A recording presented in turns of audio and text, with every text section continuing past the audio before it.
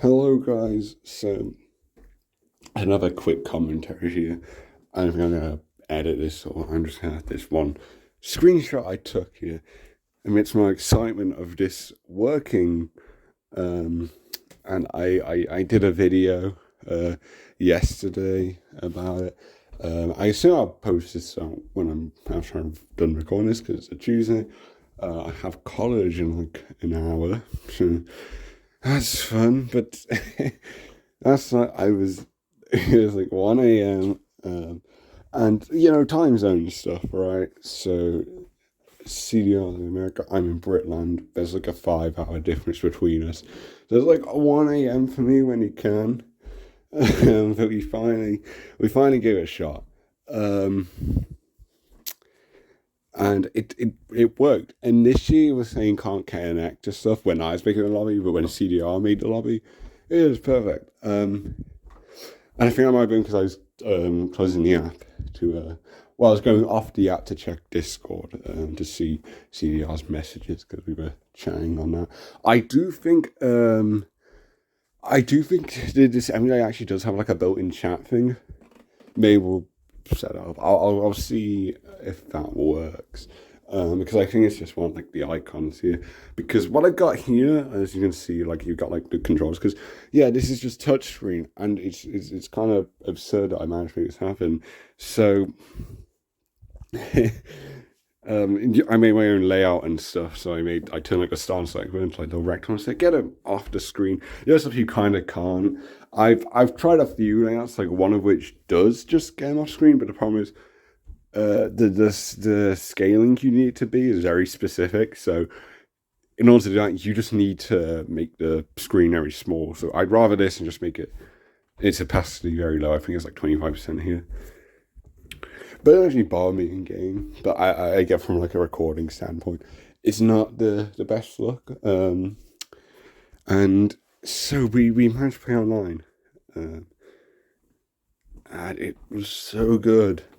We did like 15 games or something, maybe 16. Um, I won most, but it was so fun. It is insane that it works. I cannot believe it. And it's really similar to the tutorial I showed yesterday. It does work. I can now 100% confirm that you will be getting into lobbies. Maybe not be able to connect. We had some problems connecting initially, and this was because um, see how that works. The one of the things wasn't functioning properly. I can't remember what it was, but you need to like take like the first four boxes in the networking section to get the right stuff. I don't know the specifics, obviously. I just know how to do it. Um, so on some Wi-Fi connections, it might not work. You might not have some functioning properly. So I think that's worth noting. And then I tried it with my girlfriend Ava, and we can connect. But the thing is, she couldn't even actually like make a save file. She could make a profile, but it wasn't a saved one.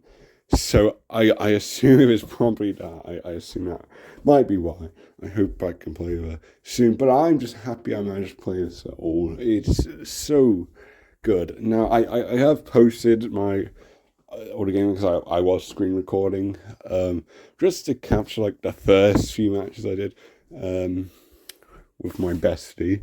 Um, and there's one video that's our first match, and that's separate from all the other sets. We got like a half-hour long video of just us playing matches, and it's really fun. It's very good.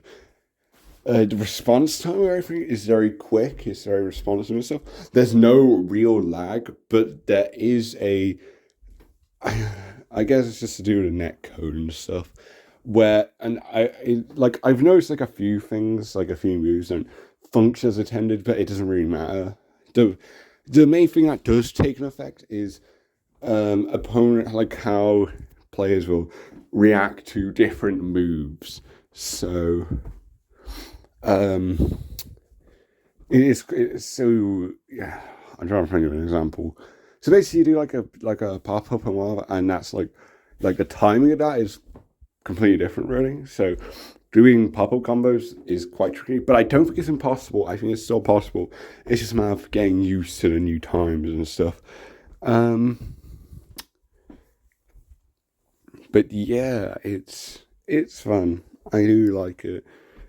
And I don't think this is a game break or anything. I think it just adds to the charm. And in terms of playing with CDR, it actually helped make things more competitive, I think, because I think he can't really do many drill comments. Meanwhile, I can bust out like some 50% absolute bullshit if things were functioning properly. Because I do like to go to practice mode and just see what combos I can get. Practice mode, I probably like in recent months, I probably play that more than any other mode in MK. It is insane, like how much time I waste just trying to get like a big number combo and then fail to do it in any actual games. I love it. It's so great. But yeah, it's such a good time. Check you wanna know how to do it, I had a tutorial video, just check my channel. And if you want to see what it looks like in matches, then check that out as well. Now we were doing this without the 60 FPS mod, which I mentioned in that tutorial video. I copy paste some code in the description for you to use. That is the code for the mod. Problem is, I don't really know how to add the mod. Like, there's some specific things that I do understand. I'm not really going to get into it because I don't really know how to describe it. But you can like download some existing files and just like attach them into the game file. Because with SPP, it's so weird, and I have to say that twice. But that's the name of the emulator. I don't know what it really works on. I maybe other PSP emulators function, but this is the best one. And also the easiest because yeah, well, like the process of actually getting this game running on an emulator on Android. We were doing this on Android, but I think the process functions on most devices. It doesn't work on an iPhone now because it's iPhone. So there might be some alternatives though, but I don't think my specific method works. Just because I don't think the apps are available. Because they're Android apps. So, yeah, hadn't thought about that, but it should work on most devices. Anything powered by Android will work on. So I've got like a tablet, I've got a Chromebook, and I've got this phone. I managed to all work on this. But something that runs best on my phone, which is why I do it on my phone. You know, it's the smallest device. But yeah, it's great. You know, it's very easy to do. Basically, once you get the game, you just need to tick literally 2 boxes. Again, I showed that in the tutorial video, and you've got it working. It is brilliant. It's so fucking good. How simple that is. Getting the 60 FPS, like the mod stuff, is where things are a lot more complex. And it's quite a shame actually, because a lot of emulators, you can just like add the code and it's all there ready for you. So I like the simplicity of like the option stuff with this emulator, but I think that the cheat system is very unfortunate. But I did manage to find one file which has like a bunch of relevant cheats for Unchained. So there's some fun stuff there, a lot of useful stuff, and a lot of repeat stuff. But it doesn't really have that. Like, there's some fun stuff like GBA effects in place of existing ones, and also a Shaolin Monk style camera, which causes lag, so I don't really have to use it much, but it's fun to mess around with it all. But yeah, that mod pack, if you do find it online, that does not include the 60 FPS thing, which again is why I'm trying to figure out how to attach that separately. If I do, maybe I'll be a separate tutorial, but I don't think you need it. You definitely don't need it, because you can see how I'm doing it without the 60 FPS stuff. But my assumption is that mod is what is used to fix a lot of problems, because I've seen Unchained online experiences that go a lot smooth. Maybe that's just to do like connection stuff, because we are in different regions. Maybe some do that, but I didn't notice any lag. It's more of a frames thing. which is interesting. And then I saw other videos, and it's more in the style of the matches me and CR had, where there's some some jankiness behind it, but it's still less jank than MK9. So yeah, and apparently it's a better netcode from Ben MK versus DC. I don't know what that means. That's what I've been told. And I really surprised, but yeah, it's really cool. It does work, and you can just get in a match. It's not like you need to like add anyone. It's a very simple system. You make a match, and then someone finds the match. I don't know how different this is to Deception, because Deception I feel has like extra features like doing wages and stuff. Which I found that'd be cool, but I don't think that's an option. But doing wages would be cool because I have an infinite coin mod, so I have like 10,000 of every coin right now. So if you get out, then I can like easily like transfer coins over. I don't know. It's just interesting.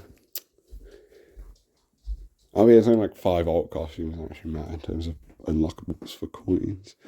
And yeah, it's like friend thing, but because obviously the servers are dead, you'll when you and a friend will want to play it, you'll probably be okay with finding a match. You know,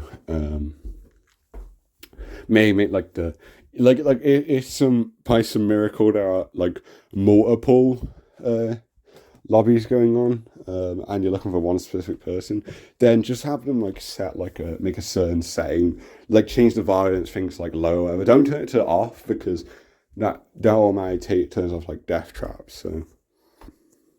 So yeah, just be mindful of that.